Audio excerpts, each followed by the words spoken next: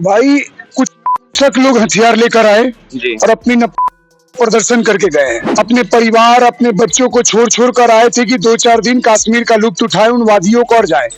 और कुछ हथियार लेकर आते हैं, उनका नाम पूछ के गोली मारते हैं, उनकी पैंट उतार के गोली मारते हैं। नमस्कार दर्शकों, आप देख रहे हैं पंजाब केसरी और मैं हूं जितेश मिश्रा। भारत देश में जिस तरह से लगातार हिंदुओं को टारगेट करके उनका कत्लेआम हो रहा है वो काफी ज्यादा निंदनीय है।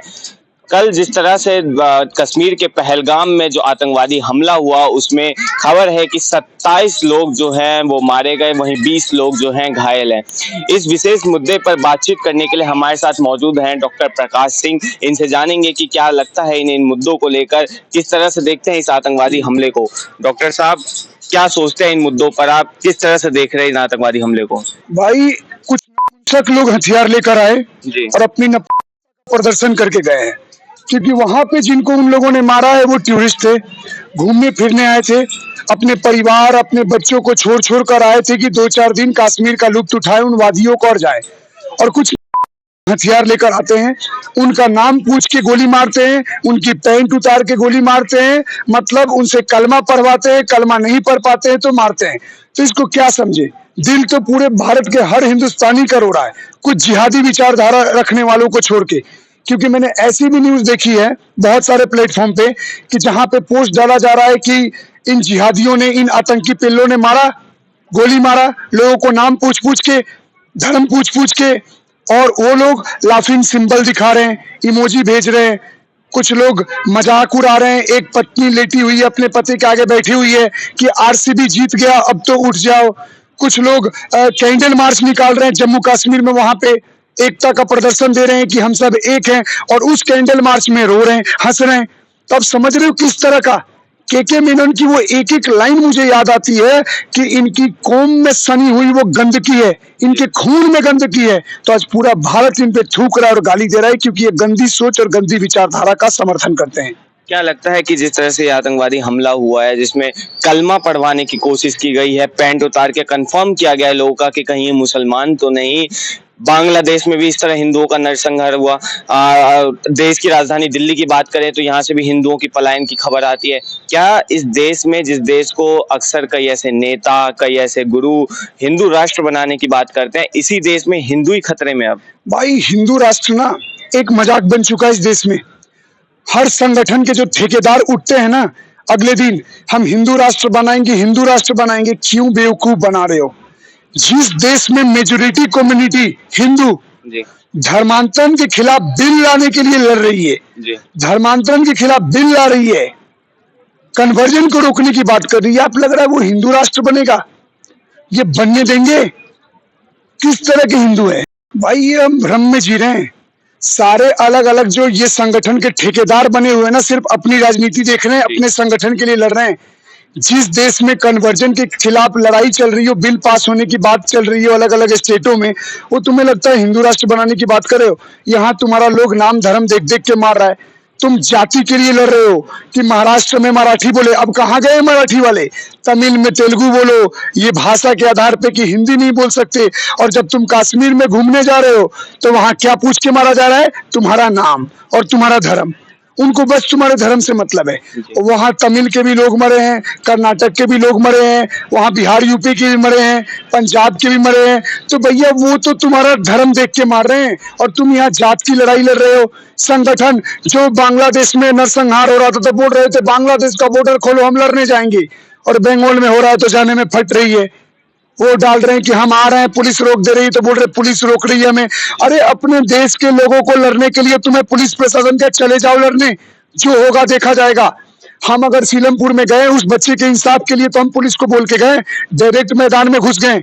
वीर हो तो वीरता का प्रमाण दो, तक और कायरों की तरह मत रहो।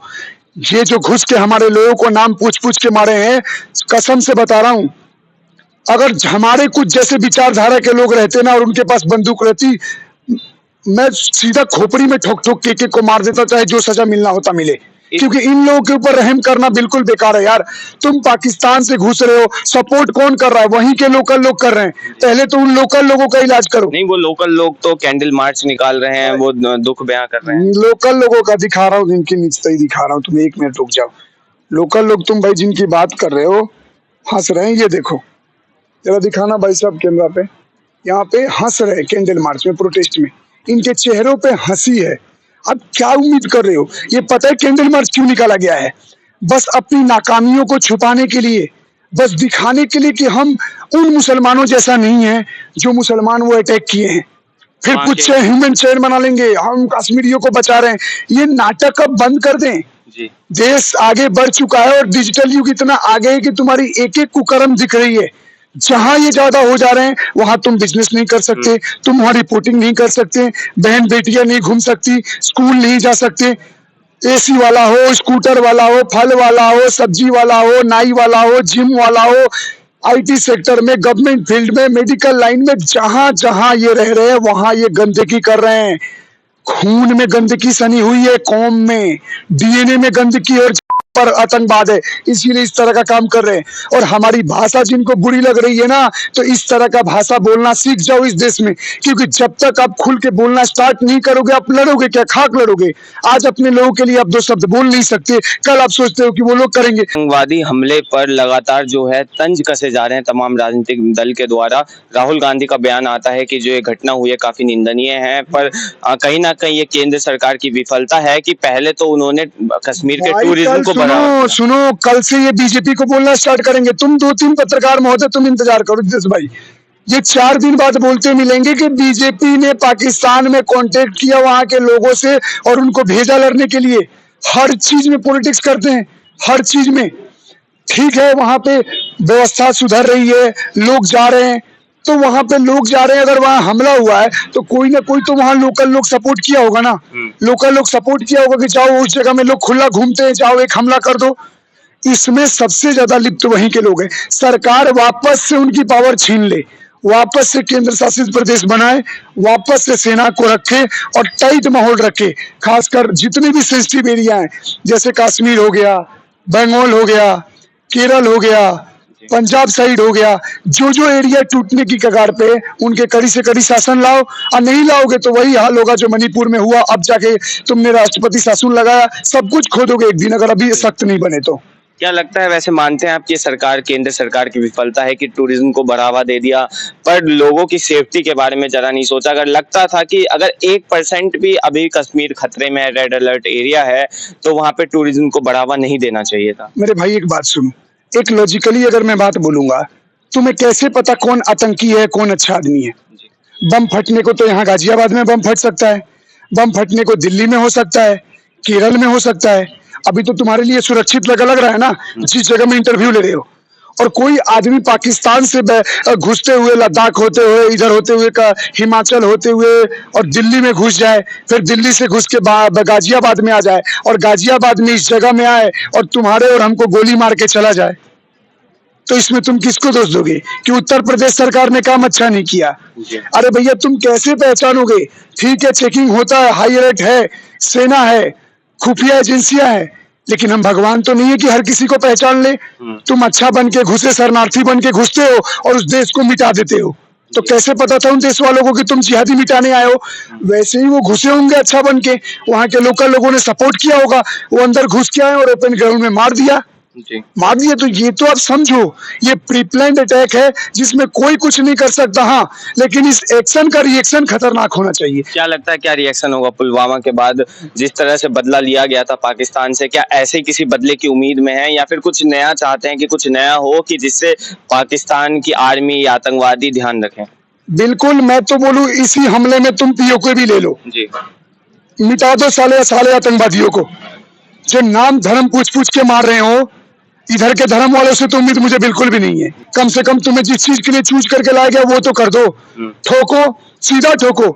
आज भारत का पूरा 100 करोड़ सनातनी ये बात बोल रहा है, जी, खुल के बोल रहा है कि मिटा दो, भारत की जनता आपके साथ है, अगली बार भी बढ़ चढ़ के हम आपको चुन के लाएंगे, क्योंकि आपको जिस चीज के लिए चुना गया है वो चीज करो, वरना आने वाले टाइम में कुछ ऐसा ना हो कि जिस तरह अवैसी ने धर्म के आधार पर पार्टी बनाई है, वैसे ही हिंदुत्व के आधार पर एक और पार्टी खड़ी हो जाएगी जो बीजेपी इस विचारधारा पर नहीं चली तो उस विचारधारा पर वो चल के लोगों को न्याय दिलवाएगी।